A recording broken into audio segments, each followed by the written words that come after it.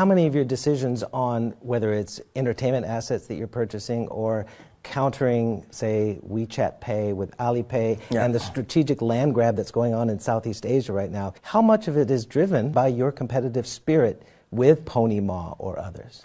Pony did not have any experience of globalization, right? Not like us. There is a competition. I think, well, first, Alipay has been lonely running around for 10 years, no competitor, which is good for Alipay, but it's not good for the mission we want to do. When Tencent Pay came in, at the beginning, I think Alipay said, wow, we have a competitor. But I think when you're asking people now today, they're getting more fun because they know there's somebody we can work in together, we can influence more people, we can make the market bigger. And this is the fun part. I think Tencent Pay are learning a lot from us. We are also learning a lot from them. So those two companies, if we can work in together, getting the whole society cashless pay, the whole society based on the trust and credit, that will make the market much bigger. The speed of the internet era oftentimes blurs the lines of regulation. Yes. And you push the boundary, and then regulators overreact or whatever. How have you stayed ahead of that and also not overstepping your boundaries? We always step ahead of the regulators. We have to. Otherwise, we go nowhere. They say, hey, wait a minute. My job is to regulate. My job is not about innovation. My job is not to improve the other people's life. That's your job. It's the painful processing that Alibaba is learning. How have you stayed close to the fire, though, without being burned? We are very careful.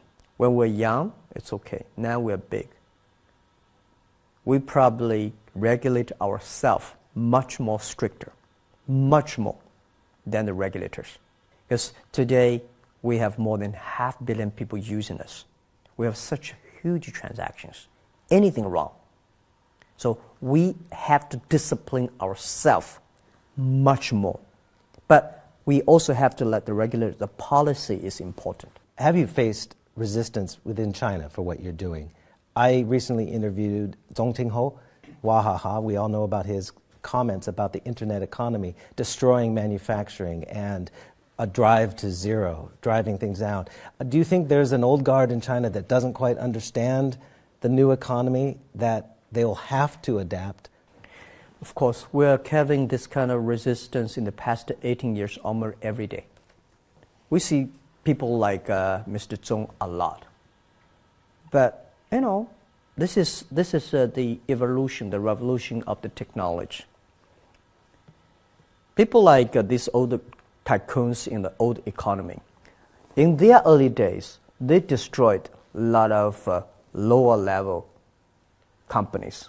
We are helping manufacturing, right? We sold more than $500 billion products last year, and 70% of them were helping selling the manufacturing. Because we don't produce. Without us, these 70% of the $500 billion manufactured products will never be able to reach the consumers. Will you facilitate reform at the state-owned enterprises from the outside? Because the vested interests want to keep the status quo. Yeah, we're pushing that. And this is why a lot of banks don't like us in China. We're not necessarily interested in buying the banks to change it.